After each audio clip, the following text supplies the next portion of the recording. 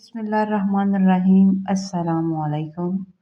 मेरे सफ़ेद पोश बाप का झुका हुआ सर और उनके कपकपाते हाथ उनकी बेबसी की दास्तान सुना रहे थे। वो किसी मुजरिम की तरह नज़रें झुकाए बैठे थे, जबकि मेरा शौहर अब्बास किसी मगरूर नवाब की तरह सोफे पर बराजमान अपनी मूंछों को ताव देते हुए तकब्बर की इंतहा पर था। अब्बा ने बड़ी हिम्मत जमा की अब्बा ने बड़ी हिम्मत जमा करके भराई हुई आवाज़ में कहा था, बेटा, उसकी माँ उसको बहुत याद कर रही है। फरमीन की अपनी तबीयत भी नासाज है। अगर तुम इजाज़त दो तो उसे कुछ दिन के लिए अपने घर ले जाऊं। सामने बैठा मेरा बेबस बाप मुझे अपने घर ले जाने के लिए मेरे शौहर से रिक्वेस्ट कर रहा था।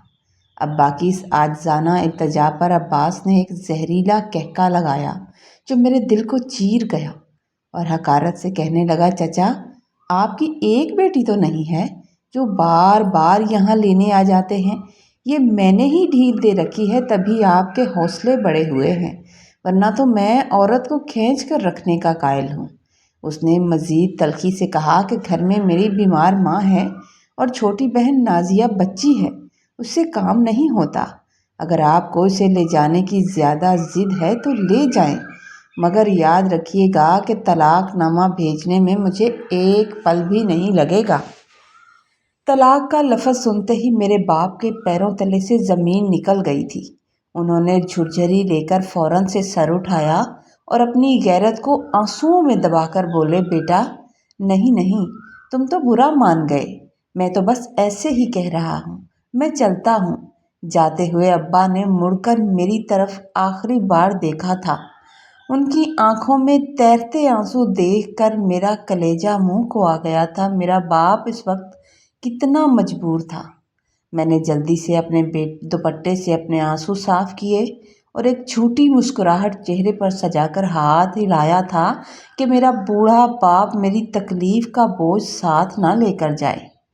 लेकिन जैसे ही अब्बा ने बोझल कदमों से दरवाजे से बाहर कदम निकाला तो एकदम से हम दो बहनें थी, मैं और मेरी छोटी बहन नसरीन। अब्बा ने हमें फूलों की तरह नाजो नम से पाला था।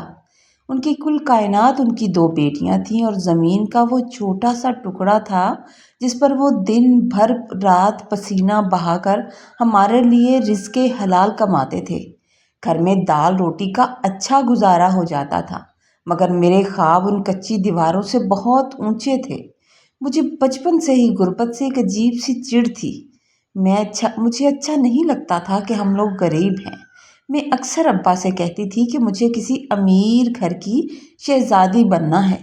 मुझे इन पुरानी बसों के धक्कों और टूटी हुई जूतियों से नफरत थी।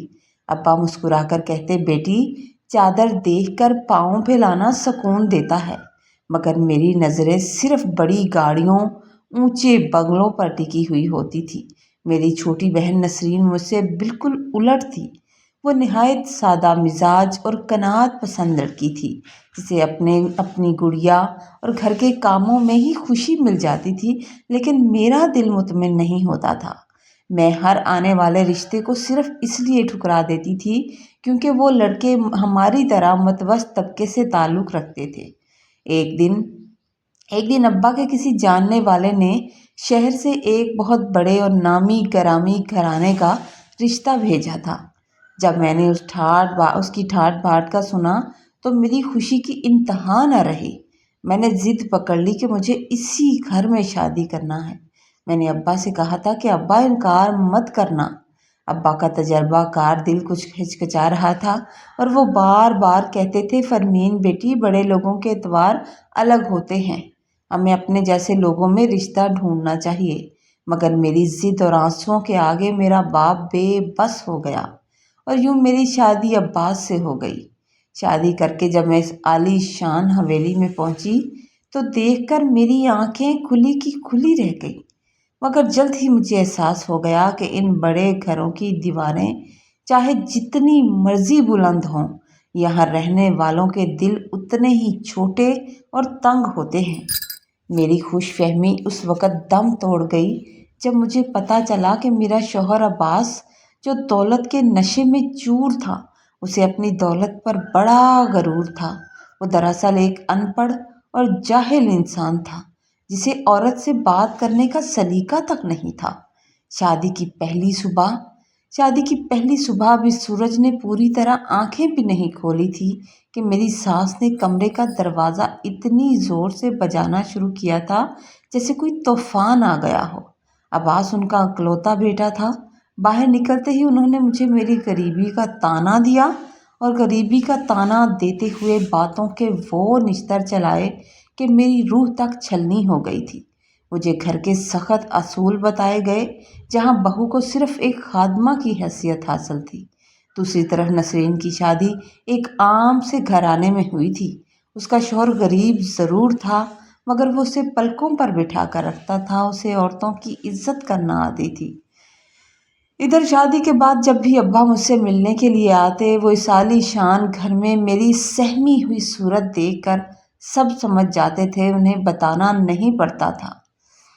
उनकी आंखें भर आती और वो धीमी आवाज़ में कहते थे, फरमीन बेटा, जोड़ बराबर का होना चाहिए था। मैं तुम्हें बार बार यही समझाता था। अब्बा का दिल अब हर वक्त मेरी फ़िक्र में घुलने लगा था। वो दिन रात मेरे लिए दुआएं करते और जब मैं वेके से वापसी के लिए रुखसत होती तो ना चाहते हुए भी उनकी आंखों के आंसू मेरे आंचल को भगो देते थे। अब्बास का गुरूर इस हद तक था कि जब वो मेरे मायके जाता तो उसकी ख्वाहिश होती थी कि मेरे बूढ़े माँ बाप और घर के तमाम लोग हाथ बांधकर उसके सामने इस तरह खड़े हो जाएं जैसे बादशाह के सामने गुलाम खड़े हो जाते हैं। मेरे वालिदैन उसकी हर कड़वी बात बर्दाश्त करते थे। उसकी खातो तवाज़ो में कोई कमी नहीं उठा रखते थे, यहाँ तक कि अपनी पहुँच से ज़्यादा उसकी खिदमत करते थे ताकि वो मुझसे खुश रहे, मुझे बातें ना सुनाए। मगर उसका दिल कभी ना पसीजा। वो जब भी मेरे मायके से वापस आता, 2-3 दिन तो उसका मूड ही ठीक ना होता और वो बात बात पर मुझे और मेरे घर वालों को नीचा दिखाने का कोई मौका हाथ से नहीं जाने देता था। मुझे अब समझ आ रहा था कि गाड़ियों और बंगलों की चमक धमक दरअसल एक शराब था, जिसने मुझसे मेरी ज़िंदगी का सुकून और मेरे बाप की मुस्कुराहट छीन ली थी। बेटियां बेशक माँ बाप को बहुत प्यारी होती हैं, मगर उनके नसीब से डर लगता है। मैं एक ऐसे कायद खाने में आ गई थी जहाँ सोना तो बहुत था, मगर सांस लेना दुश्वार था। अब हालात इस नहज पर पहुँच चुके थे कि घर की ना ख़त्म होने वाली जिम्मेदारियों और सास की सख्त गिरी ने मेरी ज़िंदगी को एक मशीन बना कर रख दिया था। मैं अपने वालिदैन की सूरत देखने को तरस जाती थी, लेकिन इन कड़ी पाबंदियों के दरमियान अल्लाह ताला ने मुझे माँ बनने की खुशखबरी सुनाई। जब ये खबर मेरे मायके पहुंची तो मेरे बाप की खुशी का ठिकाना नहीं रहा था।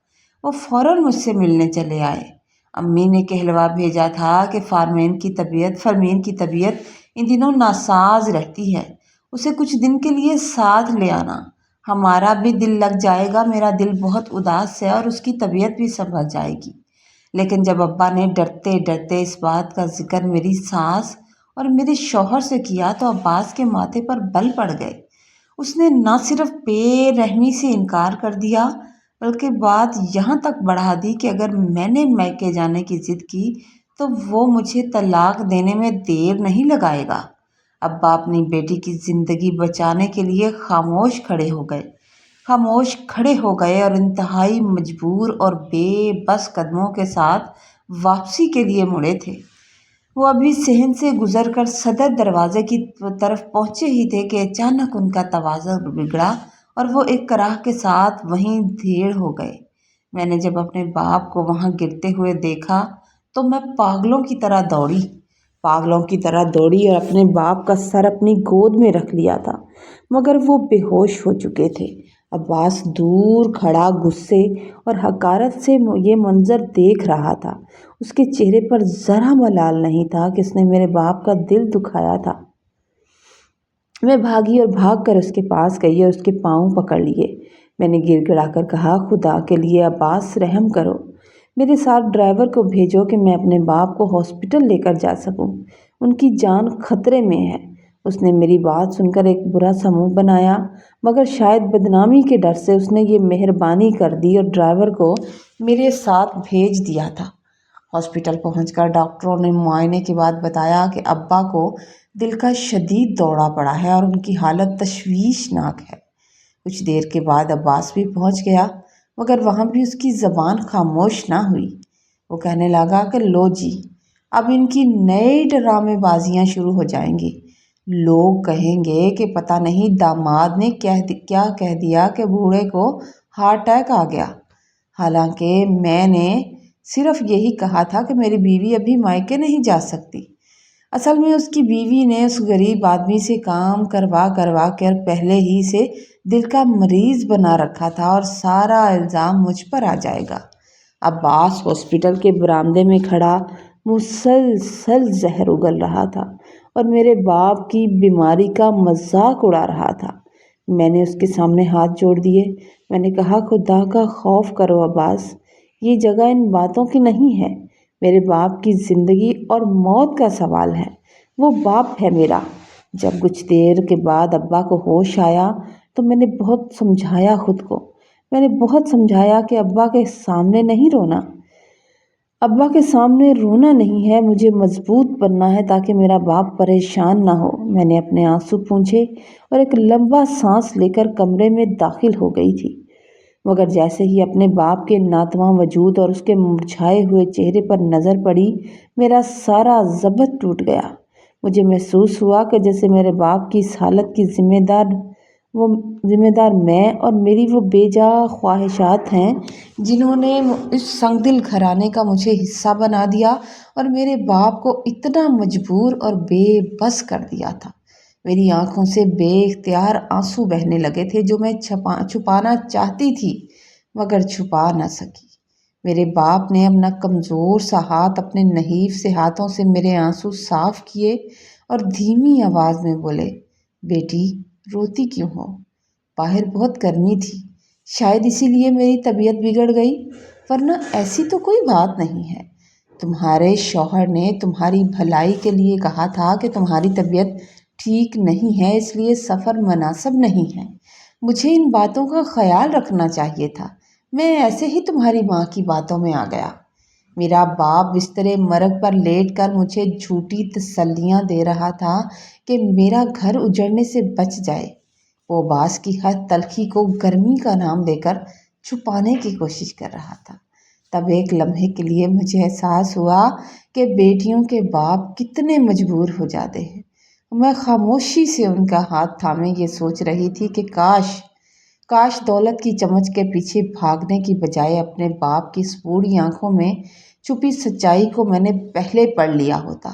میں نے سب کچھ اپنے کانوں سے سنا تھا، عباس کی ہر گالی اور ہر طعنہ میرے ذہن میں ہتھوڑے کی طرح بج رہا تھا، مگر میرا باپ اپنی آخری سانسوں تک میری زندگی میں سکون بھرنے کی کوشش میں ناکام رہا تھا۔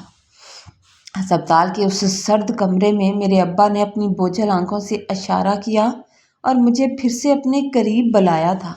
مجھے اپنے قریب بلایا اور میرا ہاتھ تھام لیا۔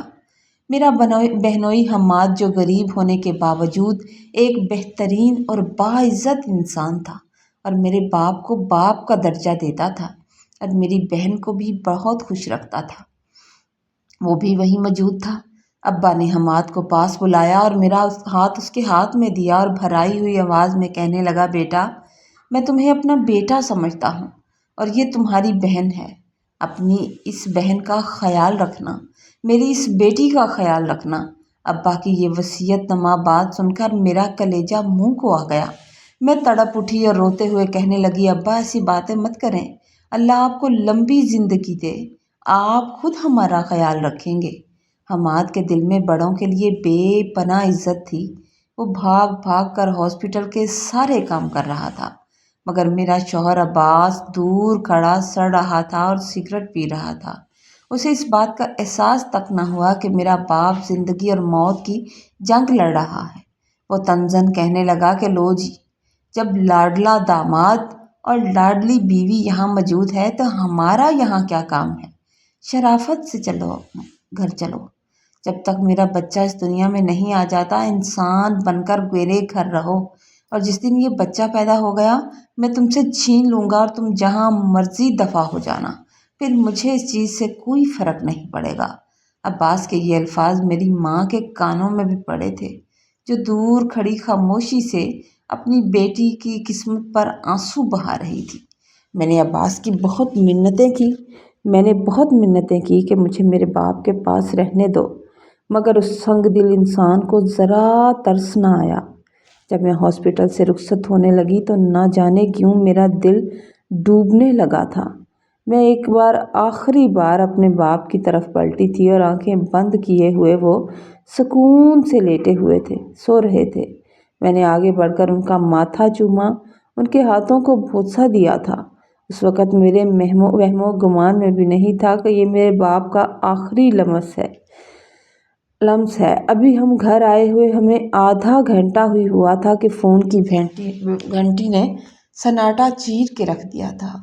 فون پر میری بہن نے بتایا کہ ابا اس دنیا سے رخصت ہو چکے ہیں۔ یہ خبر سنتے ہی مجھ پر قیامت ٹوٹ پڑی۔ میں دھاڑے مار کر رونا چاہتی تھی مگر میرا شوہر مجھے بار بار دھمکیاں دے رہا تھا، خبردار جو اتنا روئی یا تم نے ڈرامہ کیا تو میرے بچے کو کچھ نہیں ہونا چاہیے۔ میں حیران ہو کر اس شخص کو دیکھ رہی تھی جسے خدا کا خوف تھا نہ ہی انسانیت کا دکھ۔ میں بھی تو کسی کی بچی تھی۔ وہ غم کی اس گھڑی میں صرف اپنی انا اور اپنے وارث کی فکر میں لگا ہوا تھا۔ میرے باپ کے جنازے اور تدفین کے بعد میں 7 دن اپنے مائکے میں رہی تھی۔ میری ماں کو اس وقت بھی میری اشد ضرورت تھی کیونکہ وہ بالکل ٹوٹ چکی تھی۔ ابھی 7واں دن گزرا تھا کہ عباس دوسرے کمرے میں بیٹھ کر گرجنے لگا، باتیں کرنے لگا، کہنے لگا کہ شرافت سے گھر چلو، بہت دن ہو گئے یہاں ڈرامے کرتے ہوئے۔ میں نے رو رو کر اس کی منتیں کی کہ میری ماں کی طبیعت ٹھیک نہیں ہے، چھوٹی بہن ابھی نادان ہے، مجھے 2-3 دن اور رکنے دو، مگر وہ کسی طور پر نہیں مانا۔ حماد جو مجھے اپنی بہنوں کی طرح سمجھتا تھا میری بات سن کر آگے بڑھا اور میرے سر پر شفقت سے ہاتھ رکھ کر عباس سے کہنے لگا، بھائی صاحب ان کے سر سے باپ کا سایہ اٹھ گیا ہے، ان کو تھوڑا سا وقت دے دیں، آپ چاہیں تو 2-3 دن کا ہی وقت دے دیں، یہ تھوڑا سا اپنی ماں کو سنبھال سکیں، ماں کو بیٹیوں کی بہت ضرورت ہے۔ عباس نے حقارت سے حماد کو دیکھا اور کہنے لگا، او بھائی تم اپنے کام سے کام رکھو، یہ ہمارے گھر کا معاملہ ہے، اگر تمہیں زیادہ دلچسپی ہے تو اسے ہمیشہ کے لیے یہیں چھوڑ دیتا ہوں، ویسے بھی اس کی منحوس شکل مجھے اپنے گھر میں اچھی نہیں لگتی، بات پہ بات یہ آنسو بہاتی رہتی ہے اور میں نہیں چاہتی تھی کہ میرے سسرال کے جھگڑے میری دکھی ماں کی پریشانی میں مزید اضافہ کرے۔ اس لیے میں نے جلدی سے حماد کو خاموش رہنے کا اشارہ کیا اور اپنی چادر اوڑھ لی۔ اپنی چادر اوڑھ کر عباس کے پیچھے چلنے لگی تھی۔ روانگی کے وقت جب میں نے اپنی ماں کو گلے لگایا تو وہ بلک بلک کر رونے لگی تھی، ان کی سسکیاں میرے دل کو چھلنی کر رہی تھی۔ ماں نے میرے کانوں میں سرگوشی کی، بیٹی تمہارا باپ تمہارا سارا دکھ اپنے سینے میں دفن کر کے چلا گیا، وہ جانتا تھا کہ تم کس حال میں ہو۔ میں اپنے آنسو پی کر اپنی ماں کو دلاسا دے رہی تھی، اپنی ماں کو دلاسا دینے کی کوشش کر رہی تھی، جبکہ باہر موٹر سائیکل پر بیٹھا عباس مسلسل ہارن بجا کر اپنی بے صبری کا اظہار کر رہا تھا۔ میں بوجھل قدموں کے ساتھ اس گھر سے نکلی جہاں میری خوشیاں دفن ہو چکی تھی اور میرے پیچھے میری ماں کی دعائیں تھیں اور سامنے ایک اندھیری اور تلخ زندگی میرا انتظار کر رہی تھی۔ گھر واپس آنے کے بعد میرے شوہر عباس کے رویے میں کوئی تبدیلی نہیں آئی تھی، بلکہ اب تو اس بات پر طلاق کی دھمکی دینے کا چسکا ہی لگ گیا تھا۔ ذرا بھی اسے احساس نہیں ہوتا تھا کہ اس کی بدسلوکی میرے باپ کی جان لے چکی ہے۔ ایک دن جب گھر میں مہمان بیٹھے ہوئے تھے، سب لوگ جمع تھے، تو اس نے معمولی سی بات پر مجھے سب کے سامنے ذلیل کرنا شروع کر دیا۔ اتفاق سے اسی وقت نسرین اور حماد بھائی مجھ سے ملنے کے لیے آ گئے۔ کیونکہ ابا نے انہیں کہا تھا کہ میری بیٹی کا خیال رکھنا، تو وہ جاتے جاتے مجھ سے ملنے کے لیے آ گئے۔ میری بگڑی ہوئی حالت اور عباس کا وحشیانہ روپ دیکھ کر حماد بھائی سے رہا نہیں گیا۔ وہ آگے بڑھے اور بڑے ادب سے بولے، عباس بھائی، یہ میری بہن ہے اور مرتے وقت چچا نے اس کی ذمہ داری مجھے دی تھی۔ خدا کے لیے اس پر ظلم مت کریں، آپ بڑے ہیں اور میں آپ کی عزت کرتا ہوں۔ یہ سن کر عباس آپے سے باہر ہو گیا اور حماد کو دھکے دینے لگا۔ نوبت یہاں تک آ گئی کہ اس نے مجھے اور میرے بہن بھائیوں کو دھکے دے کر گھر سے نکالنا شروع کر دیا۔ گلی کے لوگ تماشائی بنے کھڑے تھے، کچھ ترس کھا رہے تھے اور کچھ مسکرا کر دیکھ رہے تھے۔ اس ذلت آمیز لمحے میں مجھے اپنے باپ کا وہ جنازہ یاد آ گیا جو اس شخص کی سنت دلی کی وجہ سے اٹھا تھا۔ نہ جانے مجھ میں کہاں سے ہمت آ گئی اور میرا صبر ختم ہو گیا۔ میں نے چیخ کر کہا تھا کہ تم ہر وقت طلاق کی دھمکی دیتے ہو نا، تو دو مجھے طلاق، اب بھی مجھے طلاق دو۔ تم نے سب کے سامنے مجھے ذلیل کر ہی دیا ہے، تو میں اس سے زیادہ اور کیا ذلت سہوں گی؟ ایک طلاق کی تلوار میرے اوپر لٹک رہی ہے تو مجھے دو طلاق۔ اس نے مجھے دھکے دے کر نکال دیا اور میں روتی ہوئی حماد بھائی کے ساتھ گھر آ گئی تھی، اپنے مائکے آ گئی تھی۔ ایک ہفتے بعد عباس کے گھر والوں کا پیغام آیا تھا کہ اگر فرمین کو بسانا ہے تو اس کے گھر والے آ کر ہم سے معافی مانگیں، معافی مانگ کر اسے چھوڑ کر جائیں۔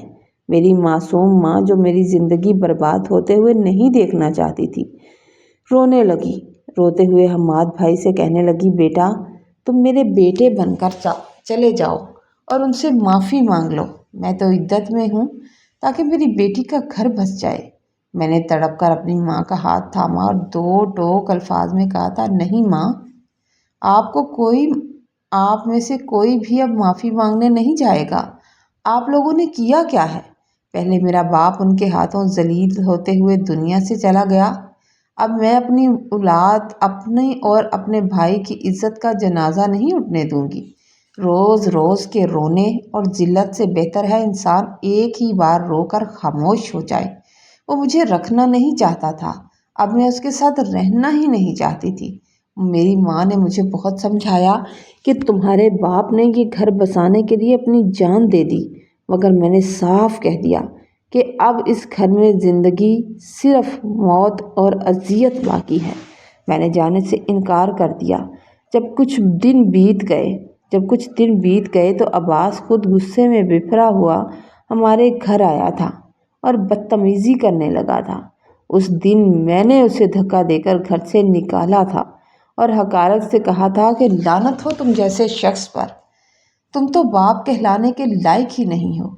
جس دن یہ بچہ ہوگا میں اسی دن یہ بچہ تمہارے حوالے کر دوں گی، کیونکہ میں نہیں چاہتی تمہارا گندا خون میری آغوش میں پلے۔ وہ بیٹا بھی تمہاری ہی طرح ہوگا۔ عباس میری باتیں سن کر حیران تھا کہ جس لڑکی کی زبان نہیں کھلتی تھی آج اسے اتنی ہمت کہاں سے آ گئی۔ خیر، 2 ماہ بعد اللہ نے مجھے ایک بہت ہی خوبصورت بیٹے سے نوازا تھا۔ میں نے اپنے دل پر پتھر رکھ لیا اور عباس کو فون کیا اور اپنا جگر گوشہ اس کے حوالے کر دیا تھا، کیونکہ میں جانتی تھی کہ وہ اس کی اولاد ہے اور وہی اسے پالے گا، اور جب تک وہ میرے پاس رہے گا یہ مجھے ذلیل کرنے کی کوئی کسر نہیں چھوڑے گا۔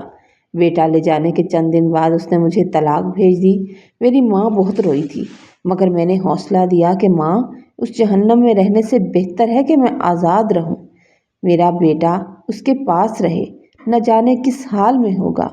یہ ایک ایسی کسک ہے جو ہمیشہ میرے دل میں تو رہے گی۔ اب میری ماں نے میری دوسری شادی طے کر دی ہے، کیونکہ میری ماں کو میری بہت فکر رہتی ہے۔ ان کے ذہن میں ہر وقت میری تنہائی سوار رہتی ہے۔ میں ایک نئی زندگی شروع تو کر رہی ہوں، مگر میرا دل اب بھی زخموں سے چور چور ہے۔ مجھے ایک دن خبر ملی تھی کہ میرے شوہر عباس نے دوسری شادی کر لی ہے، لیکن اللہ کی لاٹھی بے حواس ہوتی ہے، اس کی دوسری بیوی کی کوئی اولاد نہیں ہوئی۔ کافی ٹائم گزر گیا اور اولاد نہ ہوئی، اور عباس اب اس عورت کے ساتھ وہی بدسلوکی اور تلخ رویہ رکھتا ہے جو کبھی میرے ساتھ تھا، لیکن وقت نے پھر اسے بدل کر رکھ دیا۔ अब वो पहले जैसा तवाना और मगरूर नहीं रहा था, बल्कि शदीद बीमारियों ने आ घेरा था और वो जिस्मानी तौर पर निहायत कमज़ोर हो चुका था। सुना है उसकी माँ का भी इंतकाल हो गया है और अब अब्बास तन्हाई और पछतावे की आग में जल रहा है।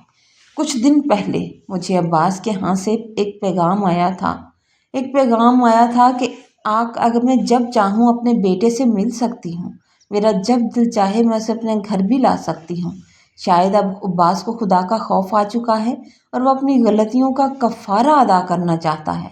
मेरे बाप की आहें रंग लाईं और आज जो शख्स जो कभी फ़िरौन बना बैठा था, कुदरत की पकड़ में आ चुका है, कुदरती पकड़ में आकर बेबस हो चुका है। मकाफ़ात अमल एक हकीकत है।